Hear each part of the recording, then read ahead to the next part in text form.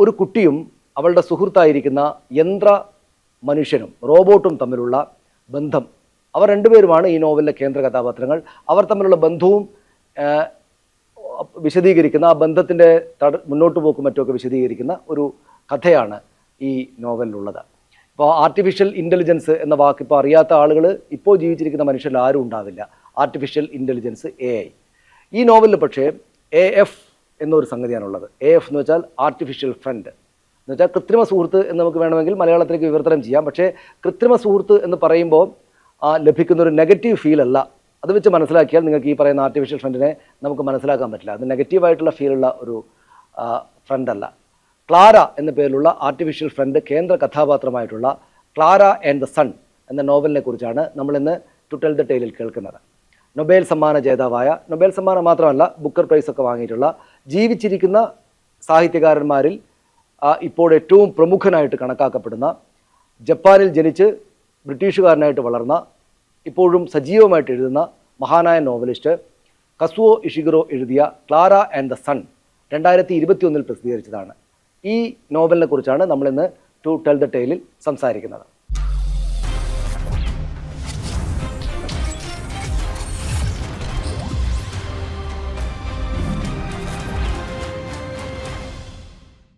First line തന്നെ ഇങ്ങനെയാണ് തുടങ്ങുക. പാർട്ട് 1.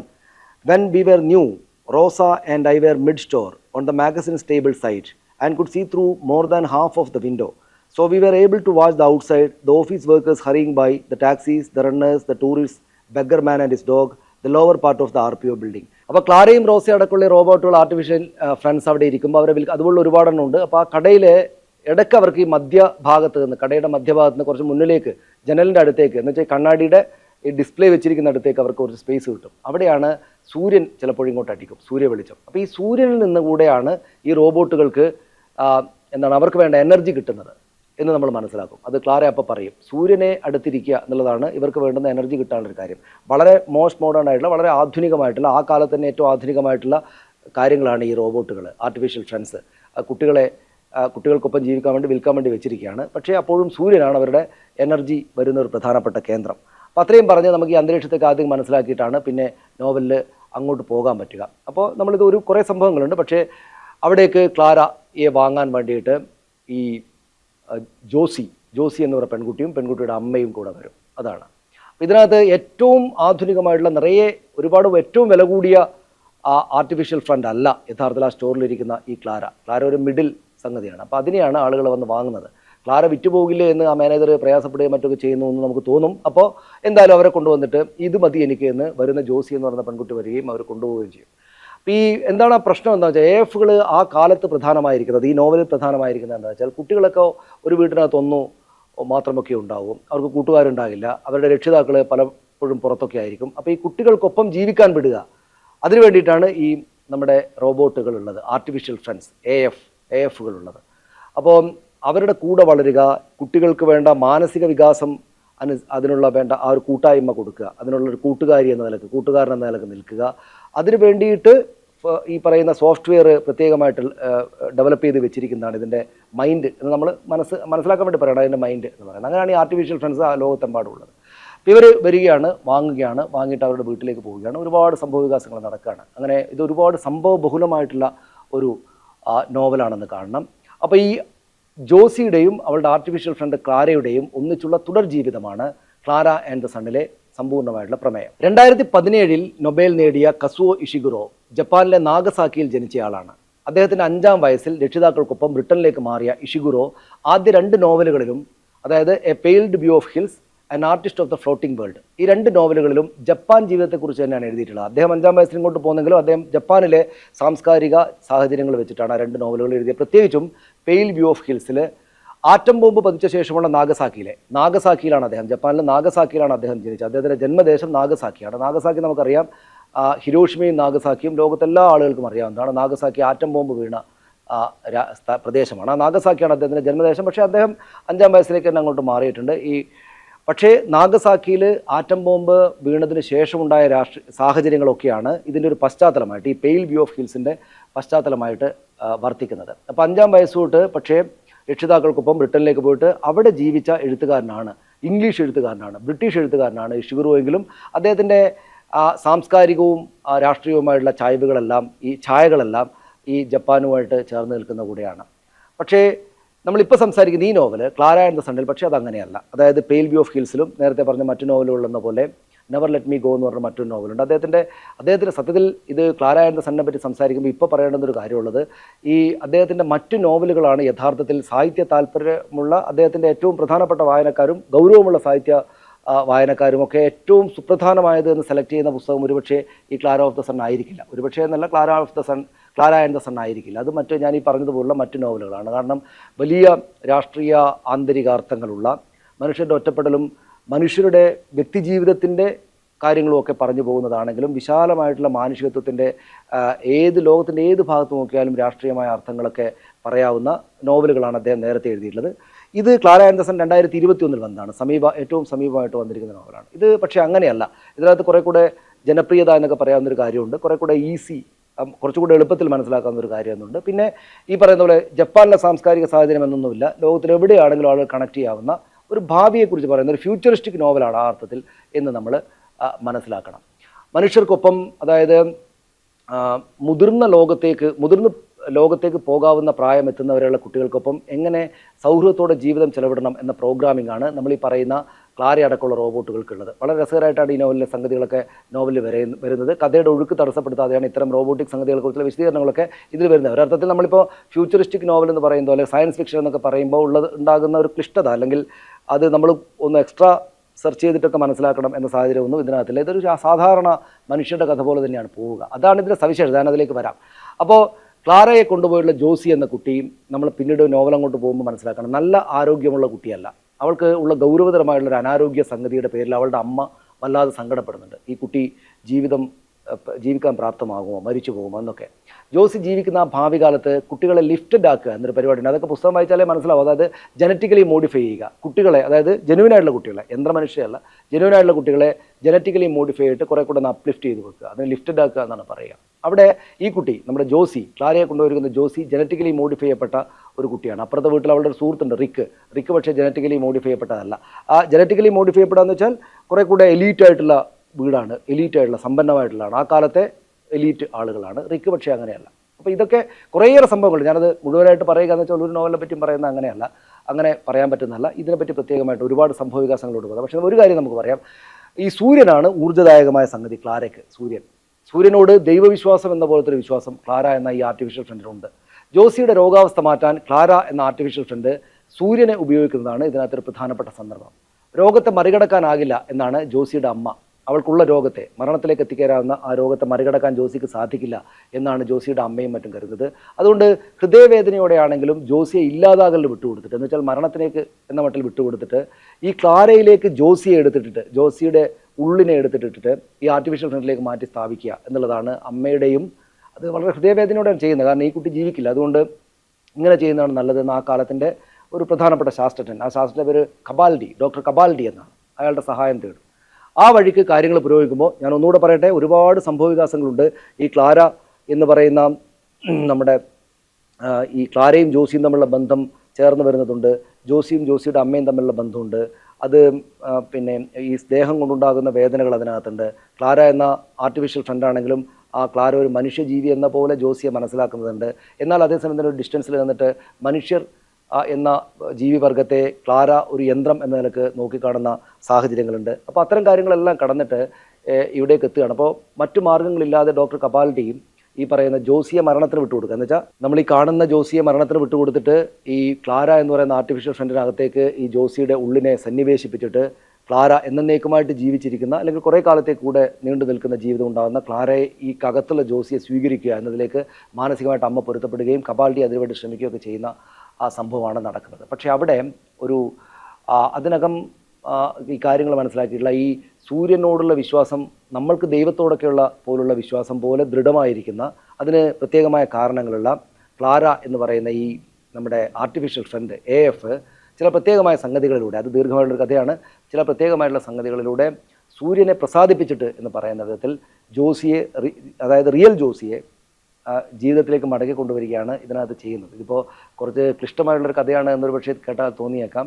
എന്നാൽ യഥാർത്ഥത്തിൽ ഇത് ഞാൻ ഈ പറയുന്നതിനേക്കാൾ വളരെ ഈസി ആയിട്ട് വളരെ എളുപ്പത്തിൽ പോകുന്ന വളരെ സാധാരണമായൊരു കഥയാണ്. അതായത് നമുക്കിപ്പം ഒരുപാട് സിനിമകളൊക്കെ ഓർത്ത് നോക്കിയാൽ ഇപ്പം ഒരുപാട് സാധാരണമായിട്ട് തോന്നുന്നൊരു കഥയായിട്ട് വേണമെങ്കിൽ നമുക്ക് പറയാം. അതായത് ഒരു കുട്ടിക്ക് ആർട്ടിഫിഷ്യൽ ഫ്രണ്ട് ഉണ്ട്, കുട്ടി മരണത്തിലേക്ക് പോവുകയാണ്.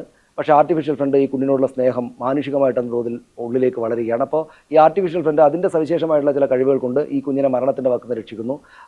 അമ്മയും ഡോക്ടറുമൊക്കെ മനുഷ്യർ തന്നെ ആയിരിക്കെ അവർ പോലും മരണത്തിലേക്ക് വിട്ടുകൊടുക്കാൻ പോയ ആളെ ഈ യന്ത്രം അതിൻ്റെ പ്രത്യേകമായുള്ള സവിശേഷമായ കഴിവ് കൊണ്ടും ഉള്ളിലെ മനുഷ്യ സഹജമായിട്ടുള്ള സ്നേഹം കൊണ്ടും ഈ കുട്ടിയെ ജീവിതത്തിലേക്ക് രക്ഷപ്പെടുത്തിയെടുക്കുന്നു എന്ന് കണ്ടാൽ മതി. അത്രയും ഇതിനകത്തുള്ള കഥ ആകെ തന്നെ ഞാനിപ്പോൾ പെട്ടെന്ന് പറഞ്ഞു പോകാനൊരു ഇത്രയും വരികൾ കൊണ്ട് പറയാനുണ്ടെങ്കിൽ ഉള്ളൂ. പക്ഷേ ഇത് പറഞ്ഞു പോകുന്നത് അങ്ങേയറ്റം ആർദ്രമായ സംഗതിയിലാണ്. അപ്പോൾ ഈ കഥയെന്ന് അവസാനിക്കുമ്പോൾ ലാസ്റ്റ് പേജിൽ നമ്മൾ കാണുക ഈ കുട്ടി രക്ഷപ്പെടും, ജോസി രക്ഷപ്പെടും. ജോസി ടീനേജറായിട്ട് വളരും. ജോസി പഠനത്തിനായി വേണ്ടിയിട്ട് എന്ന് വെച്ചാൽ ആ കാലത്തിൻ്റെ ജീവിതത്തിൻ്റെ അടുത്ത ഘട്ടത്തിലേക്ക് ജോസി ജീവിതത്തിലേക്ക് പോകും. ഈ യന്ത്രം അതിൻ്റെ പരമാവധി ജീവിതകാലത്തേക്ക് എത്തിയിട്ട് യന്ത്രം അതിൻ്റെ ക്ഷീണകാലത്തേക്ക് വരും.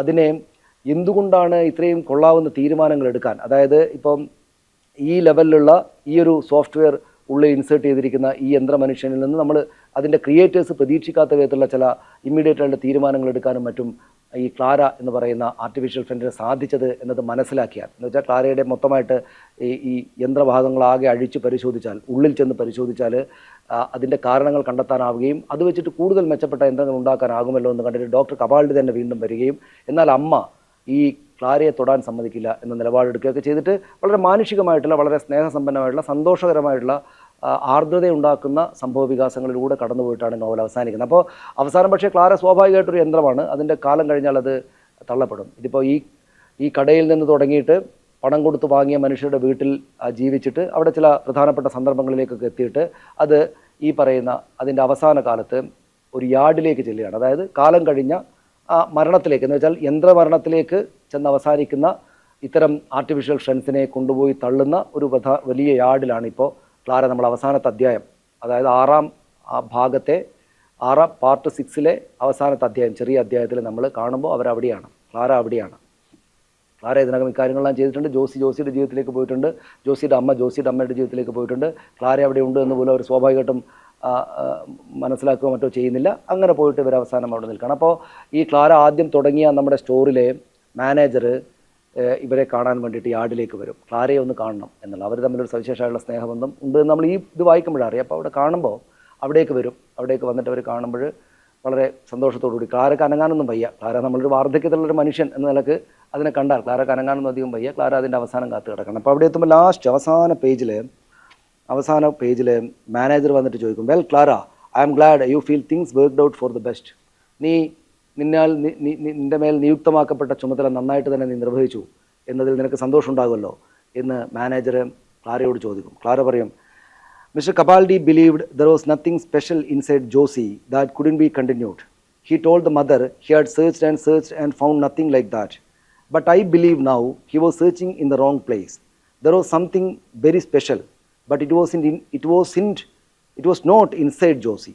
It was inside those who loved her. That's why I think now Mr. Kabaldi was wrong and I wouldn't have succeeded. So I am glad I decided as I did. അതായത് എങ്ങനെ നിനക്ക് വിജയിക്കാനായി എന്നാണ്. എന്ന് വെച്ചാൽ നമ്മൾ ഈ ഞാനിപ്പോൾ പെട്ടെന്ന് പറഞ്ഞു നിർത്തിയ സംഭവ വികാസങ്ങളിലൂടെ കടന്നിട്ടൊരു ജീവിതത്തെ ആകെ രക്ഷപ്പെടുത്തിയ തീരുമാനത്തിലേക്ക് നിനക്ക് എത്താൻ പറ്റിയത് എങ്ങനെയാണ്? കപാൽഡിയെ പോലുള്ള വലിയ ശാസ്ത്രജ്ഞർ പോലും തോറ്റുപോയല്ലോ എന്നതാണ് അവിടെ സൂചിപ്പിക്കുന്നത്. അപ്പോൾ മാനേജറോട് പറയുന്നതാണ് ഞാൻ വായിച്ചത്. മാനേജറോട് ക്ലാര പറയാണ്, മിസ്റ്റർ കപാൽഡി വിചാരിച്ചു ജോസിക്കകത്ത് പ്രത്യേകിച്ചൊന്നുമില്ല, നത്തിങ് സ്പെഷ്യൽ, പ്രത്യേകമായിട്ട് എന്തെങ്കിലും ജോസിക്കകത്തില്ല, മനുഷ്യർക്കെല്ലാം ഉള്ളത് മാത്രമേ ഉള്ളൂ. അവർ അമ്മയോട് പറഞ്ഞു, ജോസിയുടെ അമ്മയോട് പറഞ്ഞു, പലപ്പോഴായിട്ട് പരിശോധിക്കും പറഞ്ഞു, ഞാൻ വീണ്ടും പരിശോധിച്ചു, എൻ്റെ ഒന്നും കണ്ടെത്തിയില്ല പ്രത്യേകമായിട്ട്. അതുകൊണ്ട് നമുക്ക് ജോസിയെ മാറ്റിയിട്ട് ക്ലാരയെ ഒരു യന്ത്രത്തെ റീപ്ലേസ് ചെയ്താലും കുഴപ്പമൊന്നും ഉണ്ടാവില്ലായിരുന്നു എന്നതായിരുന്നു അദ്ദേഹത്തിൻ്റെ നിലപാട്. പക്ഷേ എനിക്കിപ്പോൾ അറിയാം അദ്ദേഹത്തിന് തെറ്റിയത് എവിടെയാണ് എന്ന്. യഥാർത്ഥത്തിൽ ജോസിയുടെ ഇൻസൈഡിലല്ല, ജോസിയുടെ ഉള്ളിലല്ല എന്തെങ്കിലും സ്പെഷ്യലായിട്ടുണ്ടായിരുന്നത്. ജോസിയെ സ്നേഹിക്കുന്ന മറ്റുള്ളവരുടെ ഉള്ളിലായിരുന്നു, ജോസിക്ക് ചുറ്റുമുള്ള മറ്റു മനുഷ്യരുടെ ഉള്ളിലായിരുന്നു.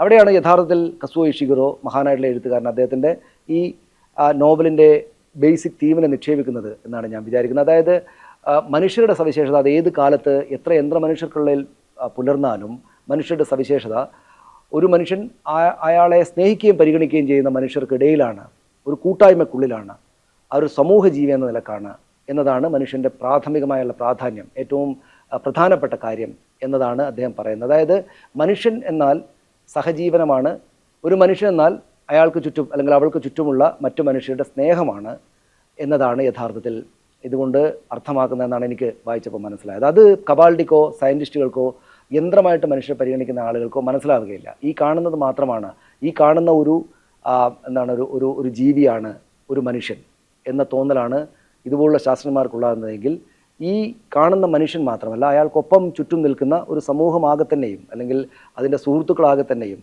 അവർക്കൊപ്പം നിൽക്കുന്ന മനുഷ്യരൊക്കെ ചേർന്നതാണ് ഒരു മനുഷ്യൻ എന്ന് മനസ്സിലാക്കുമ്പോഴാണ് യഥാർത്ഥത്തിൽ ആ മനുഷ്യനെ ജീവിപ്പിക്കുന്നത് അയാൾക്ക് ചുറ്റുപാടുമുള്ള ഒരുപാട് മനുഷ്യരുടെ സ്നേഹം, ആ മനുഷ്യനോടുള്ള പരിഗണന കൊണ്ടാണ് എന്ന വളരെ ബേസിക് ആയിട്ടുള്ള, എന്നാൽ എല്ലാവർക്കും അറിയാവുന്ന, വളരെ നിഷ്കളങ്കമായിട്ടുള്ള, വളരെ കോമൺ ആയിട്ടുള്ള ഈ ഒരു തീമിനെയാണ് യഥാർത്ഥത്തിൽ മുന്നോട്ട് വെക്കുന്നതെന്നാണ് എനിക്ക് തോന്നുന്നത്. 2021 ഇത് ഇറങ്ങുമ്പോൾ ഒരുപാട് ഈ ഫ്യൂച്ചറിസ്റ്റിക് നോവലുകളും സയൻസ് ഫിക്ഷൻ നോവലുകളൊക്കെ ഒരുപാട് വന്നിട്ടുണ്ടെങ്കിലും ഈ ആർട്ടിഫിഷ്യൽ ഇൻ്റലിജൻസ് എന്നതിനെ അങ്ങനെ വെളിവാക്കുന്ന പ്രധാനപ്പെട്ട നോവലുകളിലേക്ക് നമ്മുടെ പ്രധാനപ്പെട്ട മുഖ്യധാര എഴുത്തുകാർ എത്തിച്ചേർന്നിട്ടുണ്ടായിരുന്നില്ല എന്നാണ് ഞാൻ എൻ്റെ പരിമിതമായ വായന കൊണ്ട് മനസ്സിലാക്കുന്നത്. 2021 നമ്മളിപ്പോൾ ഈ 2-3 വർഷമായിട്ടുള്ളൂ ഇങ്ങനെ ആർട്ടിഫിഷ്യൽ ഇൻ്റലിജൻസ് എന്നൊക്കെ കേട്ടു തുടങ്ങിയിട്ട്. പക്ഷേ ആർട്ടിഫിഷ്യൽ ഫ്രണ്ട് എന്ന ഒരു കൺസെപ്റ്റിനെ ഉണ്ടാക്കിയിട്ട് ഇങ്ങനെ എത്ര യന്ത്രവൽകൃത ലോകം പുലർന്നാലും, അങ്ങനെയുണ്ടല്ലോ നമ്മുടെ കവിതകളിൽ, അപ്പോൾ എത്ര യന്ത്രവൽകൃതമായ ലോകം വന്നാലും മനുഷ്യനെ സവിശേഷമാക്കി നിർത്തുന്ന ചില സംഗതികൾ, മനുഷ്യത്വം എന്ന പോലുള്ള സംഗതികൾ അവിടെ ഉണ്ടാകും എന്ന് പറയുക കൂടെ ചെയ്യാൻ വേണ്ടിയിട്ടാണ് ക്ലാര ആൻഡ് ദ സൺ എന്ന നോവൽ അദ്ദേഹം എഴുതിയിരിക്കുന്നതെന്നാണ് ഞാൻ വിചാരിക്കുന്നത്. ഞാൻ ഒരിക്കൽ കൂടെ പറയാം, കസുവോ ഇഷിഗുറോ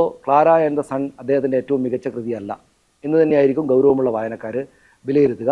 ഇത് കുറേ കൂടെ ആധുനികമായുള്ള നോവലായതുകൊണ്ടും കുറേ കൂടെ പുതിയ നോവലായതുകൊണ്ടും ഇതേക്കുറിച്ച് ആളുകൾക്ക് പറഞ്ഞു കൊടുക്കാൻ കുറേ കൂടെ എളുപ്പത്തിൽ കഥ പറയാനുള്ളൊരു സൗകര്യം ഉള്ളതുകൊണ്ടുമാണ് ഇത് സെലക്ട് ചെയ്തതെന്ന് പറയുമ്പോൾ തന്നെ ഇതിൻ്റെ അവസാന വരികളിലേക്ക് എത്തുമ്പോൾ ഈ യന്ത്രം ഈ യാർഡിലൊക്കെ പോയി കിടക്കുമ്പോൾ അവിടേക്ക് ആ യാർഡിലുള്ള ക്ലാരയെ കാണാൻ വേണ്ടിയിട്ട് മാനേജർ വരികയും മറ്റും ചെയ്യുമ്പോൾ, അതിന് മുമ്പാണെങ്കിൽ ജോസി ക്ലാരയെ വിട്ട് മുന്നോട്ട് അങ്ങോട്ട് പോകുന്ന സമയത്തൊക്കെ എത്തുമ്പോഴേക്ക് ഒരു മഹാനായിട്ടുള്ള എഴുത്തുകാരൻ്റെ അത്യധികം ആർദ്രമായിട്ടുള്ള ഭാഷയിലൂടെ ഇങ്ങനെ കാര്യങ്ങൾ ഇങ്ങനെ വിടർന്നു വരുന്നത് ഭയങ്കര രസമായിട്ടാണ് നമുക്ക് ഫീൽ ചെയ്യുക. അത് പിന്നെ എന്താണ്, വളരെ ലളിതമായിട്ടുള്ള ഭാഷയായിരിക്കുമ്പോൾ തന്നെ നമ്മളെ ഇരുത്തി ആർദ്രമാക്കുന്ന എഴുത്ത് രീതി അദ്ദേഹം അതിൽ എഴുതിയിരിക്കുന്നു. വളരെ സങ്കീർണമായിട്ടുള്ള കാര്യങ്ങൾ പല നോവലുകളായിട്ട് എഴുതിയിട്ടുള്ള, വളരെ സങ്കീർണമായിട്ടുള്ള രാഷ്ട്രീയ സാഹചര്യങ്ങൾ എഴുതിയിട്ടുള്ള ഒരാൾ ഒരല്പം കുട്ടിക്കഥ അല്ലെങ്കിൽ ഒരു മുത്തശ്ശി കഥ എന്നൊക്കെ മനസ്സിലാക്കാൻ കൂടെ പറ്റുന്ന ഒരു ഫ്യൂച്ചറിസ്റ്റിക് നോവൽ, എന്നാൽ അതേസമയം സയൻസ് ഫിക്ഷൻ എന്ന് കൂടെ വിളിക്കാവുന്ന ഒരു നോവൽ എഴുതിയിരിക്കുന്നതിൽ, എന്നാൽ അതിൽ അദ്ദേഹം പ്രയോഗിച്ചിരിക്കുന്ന ജീവിതത്തിൻ്റെ ആർദ്രവശങ്ങളെ ചിത്രീകരിക്കാനുള്ള അങ്ങേയറ്റം ഗംഭീരമായുള്ള അദ്ദേഹത്തിൻ്റെ ശേഷിയെ എനിക്ക് വളരെ സന്തോഷകരമായി തോന്നിയതുകൊണ്ടാണ് ടു ടെൽ ദ ടെയിലിൽ ഇന്ന് ഈ പുസ്തകം പരിചയപ്പെടുത്താം എന്ന് ഞാൻ വിചാരിച്ചത്. ഇത് വായിച്ച് അവസാനമായിട്ട് ഒരു കാര്യം കൂടെ പറയട്ടെ. ഇത് വായിക്കുമ്പോൾ എൻ്റെ ഉള്ളിലേക്ക് എപ്പോഴും വന്നത് നമ്മുടെ മഹാനായിട്ടുള്ള എഴുത്തുകാരനായിട്ടുള്ള ഒ വി വിജയൻ്റെ മധുരം ഗായതി എന്ന നോവൽ കൂടെയാണ്. മധുരം ഗായതി വളരെ വർഷങ്ങൾക്ക് മുമ്പ് എഴുതപ്പെട്ട നോവലാണെന്ന് നമുക്കറിയാം, പതിറ്റാണ്ടുകൾക്ക് മുമ്പ് എഴുതപ്പെട്ട നോവലാണ്. പക്ഷേ മധുരം ഗായതിക്കകത്ത് ആർട്ടിഫിഷ്യൽ ഇൻ്റലിജൻസും മറ്റും ചർച്ചയാകുന്ന കാലത്ത് ഇപ്പോഴൊക്കെ ചർച്ചയാകുന്ന പല കാര്യങ്ങളുടെയും പ്രാഥമിക രൂപം അവിടെയുണ്ട്. അപ്പോൾ മധുരം ഗായതിയിൽ 2 അർദ്ധഗോളങ്ങളായിട്ട് വിഭജിക്കപ്പെട്ടിരിക്കുകയാണ് ലോകമാകെ തന്നെയും. 2 അർദ്ധഗോളങ്ങൾ തമ്മിൽ പരസ്പരം പോരടിക്കുകയാണ്.